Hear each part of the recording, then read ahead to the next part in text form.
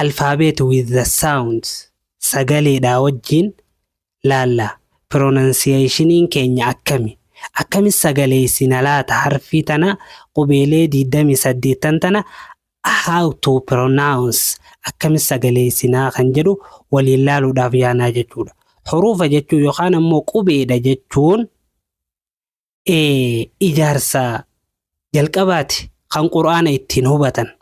So need special attention. Wanni inni fadhu attention fadha. Sirriitti attention kan keetti deebiftee focus godhuudha qabda maalirratti pronunciation keetti irratti and identification of dots. Akkasumas tuqaalee tanas adda baafachuu sirra jiraata. Kamtu tuqaa jalaan qaba gubbaarraanoo kamtu qaba.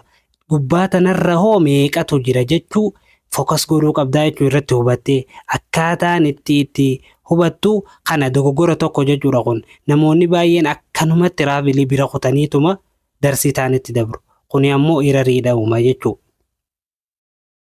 Inni biraa wanni akka daftee hubattu si godhu read from left to right, top to bottom and bottom to top. Kun immoo waan sirriitti barbaachisaadha. Jalqaba mirgarraa gara bitaatti qaraata. Akkanatti ooftee achiin gisee asitti xumurtee lammaffaa ammoo left to right. Bitaarraa gara mirgaatti qaraata jechuudha. Yaa kanarraa eegaltee hangasitti fitta. Kana akkana ol xumurta sarara kana kanas akkana ol xumurta kanas akkanatti ol xumurtaa jechuudha. Kanas akkasumatti xumurta kanas akkasumatti xumurta. Kun amma left to right yaaniin. Yookaan bitaarraa gara mirgaatti deemu jechuudha.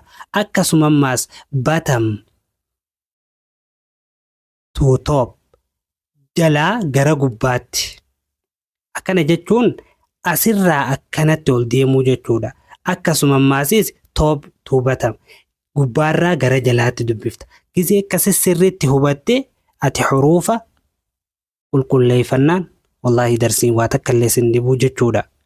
Saniif sirriitti hubachuutu barbaachisaa jechuudha akka amma nuti jenne kanatti jechuudha. So qabxiin inni jala jiru kunis murteessaadha jechuudha. Huruufa baruudhaaf qabxii isa jala jirtu kanaa fi akkasumas caasaa akkaataa inni itti kaayame kana akkaataa inni itti taa'u jiru kana hordofuudha qabdaa jechuudha. Instruction kana yoo hordofte inshaallahu ta'ala fedhii rabbiitiin ni barta jeetiin amana. Gara darsii teenyaatti haaseennu. Bismillahirrahmanirrahim.